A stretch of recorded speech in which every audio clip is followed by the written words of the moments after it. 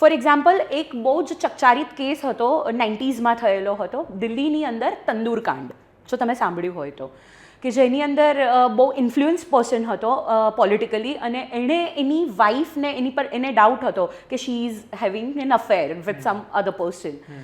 તો એણે એને પહેલાં તો શોર્ટ કરી, મારી નાખ્યા પછી એણે ત્યાં દિલ્હીમાં બહુ ફેમસ પ્લેસ છે કનોટ પ્લેસ, એની પાછળના ભાગે એક એના ફ્રેન્ડની જ રેસ્ટોરન્ટ હતી, ત્યાં તંદૂરની અંદર સળગતા તંદૂરની અંદર એની બોડીને એવિડન્સ ડિસ્ટ્રોય કરવા માટે થઈને એને અંદર સળગાવી દીધી.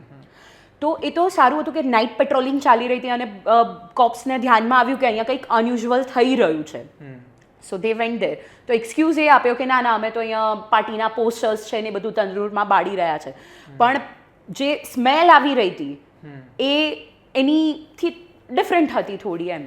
અને પછી જ્યારે જોયું તો અંદરથી ઓલમોસ્ટ 90% ચર્ન બોડી, 90% બોડી બળી ચૂકી હતી.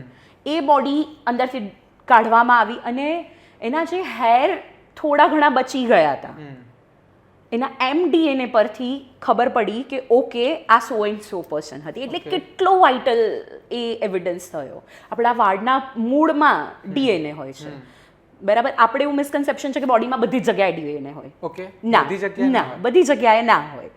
જેમ કે જસ્ટ એક્ઝામ્પલ આપું કે તમારા હેરના રૂટ થઈ ગયા, તમારા નેલ્સ થઈ ગયા, આખા વાળમાં ના હોય.